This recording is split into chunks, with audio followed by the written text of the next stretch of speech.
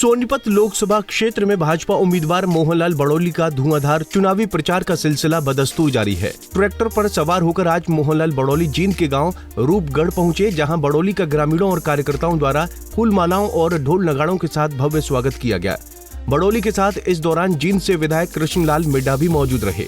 इस मौके पर बड़ौली ने एक बार फिर से जहां 400 पार सीटें जीतने का दावा किया, वहीं सोनीपत से कांग्रेस प्रत्याशी सतपाल ब्रह्मचारी को निशाने पर लिया। ये लोगों का प्यार, ये लोगों का आशीर्वाद और लोगों का विश्वास, जो प्रधानमंत्री नरेंद्र मोदी जी ने सबकी सुरक्षा की गारंटी, सबकी रक्षा की गारंटी, सबके सम्मान की गारंटी, गरीब के हक की, कल्याण की योजनाओं की गारंटी और देश को विकसित राष्ट्र बनाने की जो गारंटी देश के प्रधानमंत्री नरेंद्र मोदी जी ने दी है, जनता ने उस पर 25 मई को भारी समर्थन के साथ कमल के फूल का बटन दबाकर देश के प्रधानमंत्री नरेंद्र मोदी जी को तीसरी बार देश का प्रधानमंत्री बनाने का संकल्प प्रत्येक गांव के महिलाओं ने, पुरुषों ने, युवाओं ने, सभी बुजुर्गों ने इस प्रकार का संकल्प लिया है। वो आप सबने अपने कैमरे के सामने इस रूपगढ़ की चौपाल के अंदर देखा है, जितना भारी जनसमूह इस गांव में आके आशीर्वाद देने का काम किया है। निश्चित रूप से बहुत बड़ी जीत भारतीय जनता पार्टी की इस लोकसभा सोनीपत में होगी।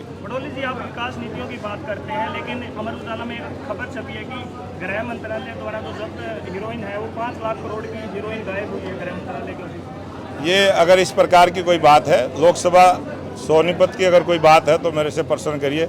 अखबार में क्या छपता है? अखबार स्वतंत्र है, अखबार कुछ भी छाप सकता है, उसका कोई प्रमाण, उसका कोई प्रूफ मेरे पास है नहीं। हाई कोर्ट की बात है, वो हाई कोर्ट की बात आप अपने चैनल के माध्यम से कर सकते हैं, मैं उसका क्या जवाब दूंगा। अच्छा, आपके चुनाव को कहाँ देखते हैं सतपाल ब्रह्मचारी को? सतपाल ब्रह्मचारी कांग्रेस के जो विचारधारा है उसको लेके आए हैं, मैं जो बीजेपी की विचारधारा है उसको लेके आया हूँ। जनता के बीच में दोनों पार्टियों की अपनी अपनी विचारधारा को लेकर हमने जनता से आशीर्वाद लेने का काम किया है और देश की जनता ने मोदी जी की विचारधारा को अपनाया है, मोदी जी के काम को अपनाया है, मोदी जी की जन कल्याण की नीतियों को अपनाया है। इसलिए अब की बार 400 पार तीसरी बार मोदी सरकार, देश की जनता का मूड बन चुका है। आने वाली 25 मई को एक तरफा चुनाव भारतीय जनता पार्टी के पक्ष में होगा। लगातार आप जींद विधानसभा के गांव के दौरा कर रहे हैं, तो किस प्रकार आपको समर्थन मिल रहा है? एक तरफा प्यार, समर्थन भारतीय जनता पार्टी को, प्रधानमंत्री नरेंद्र मोदी जी की जन कल्याण की नीतियों को जनता ने मन बना लिया है कि अब की बार 400 पार तीसरी बार मोदी सरकार। बड़ौली ने कहा कि देश की जनता को मोदी की गारंटियों पर भरोसा है, इसीलिए तीसरी बार भी जनता देश को विकसित राष्ट्र बनाने की गारंटी पर वोट देगी।